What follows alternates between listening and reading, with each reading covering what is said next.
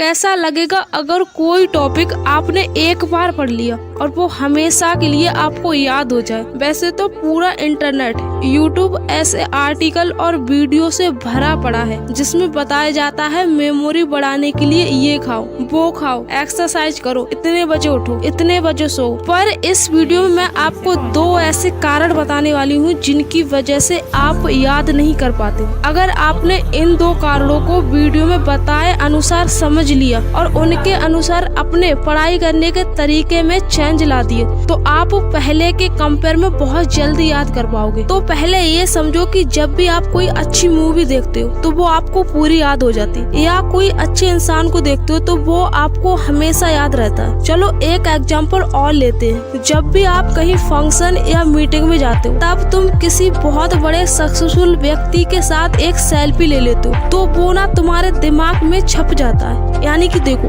आपका दिमाग ना आपके साथ भेदभाव कर रहा है। जो तुम उसे याद करवाना चाह रहे हो उसे वो बार बार भूल रहा है, और जो उसे अच्छा लग रहा है वो याद हो जा रहा है। कुछ समझे? सोचो अगर ऐसे ही ब्रेन पावर आपके हर एक फील्ड में आ जाए, मैथ का फार्मूला पढ़ो या कोई टॉपिक पढ़ो, वो एक ही बार में आपके दिमाग में छप जाए तो कैसा लगेगा। अब मुद्दे की बात पे आते हैं। जो मैंने आपको एग्जाम्पल दिए थे उनसे एक बात तो क्लियर हो रही है कि जो चीज आपके दिमाग को अच्छी लग रही है या जिसे आपका दिमाग मानकर चल रहा है कि ये अच्छा है, इसे करने में मजा आ रहा है, तो वो एक ही बार में याद हो जा रही है। यानी कि मेन पॉइंट है इंटरेस्ट। जिस काम में हमारे दिमाग का इंटरेस्ट होता है वो चीज हमें बहुत जल्दी याद हो जाती है। तो पहली बात निकल कर आई इंटरेस्ट। अगर आपका पढ़ाई में इंटरेस्ट नहीं है, बस ऐसे ही पढ़े जा रहे हो क्योंकि घर वालों ने कहा है, टीचर की डांट पड़ेगी, तो आप 100 बार पढ़ लो, कोई गारंटी नहीं है कि याद हो जाएगा। तो जो दिमाग को अच्छा लगता है या जिसमें हमारा इंटरेस्ट होता है वो चीज बहुत जल्दी याद हो जाती है। स्टडी मटेरियल याद न होने का सबसे बड़ा और पहला रीजन है इंटरेस्ट नहीं होना। तो सबसे पहले पढ़ाई में इंटरेस्ट बनाना है। पर अब बात आती है कि इंटरेस्ट बनाए कैसे। देखो, एक सच्चाई बताऊं, जिस दिन आप अपनी लाइफ में एक गोल बना लोगे और ये क्लियर कर लोगे कि वो गोल आपको क्यों अचीव करना है, तो चाहे आपके मार्ग में लाखों प्रॉब्लम आए पर आप उस गोल को अचीव करके ही रहोगे। अब मेरी इस बात को ध्यान से सुनना। ऐसे ही ये जो पढ़ाई है इसको कनेक्ट करना होगा किसी ऐसे अपने डिजायर से या किसी ऐसे अपने विजन से जो आप अपने लिए चाहते हो। यानी कि पढ़ाई को अपने फ्यूचर से कनेक्ट करना होगा जो आप 2 साल बाद या 3 साल बाद अपने लिए चाहते हो। फॉर एग्जाम्पल, आपका कोई सपना होगा कि मुझको पढ़ाई करने के बाद ये बनना है, इस कंपनी में जॉब करनी है, ये नौकरी करनी है, गाड़ी लेनी है, तो आप उनके फोटो लगा सकते हो। जैसे अगर आपको पढ़ाई करने के बाद किसी कंपनी में जॉब करनी है तो आप उस कंपनी की बिल्डिंग का फोटो लगा सकते हो या उस कंपनी के लोगो का फोटो लगा सकते हो। बेसिकली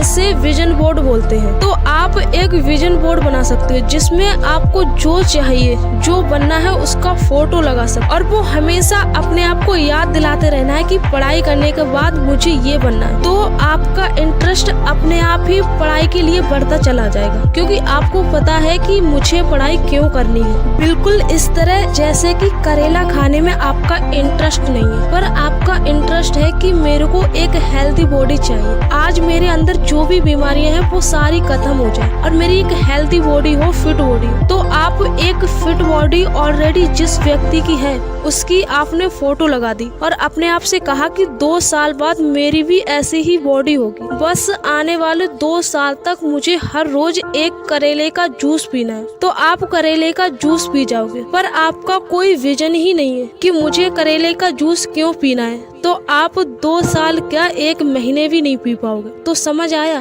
कि इंटरेस्ट पैदा करने के लिए आपको विजन बनाना पड़ेगा कि मुझे पढ़ाई क्यों करनी है। अब दूसरी बात आती है विजुलाइज।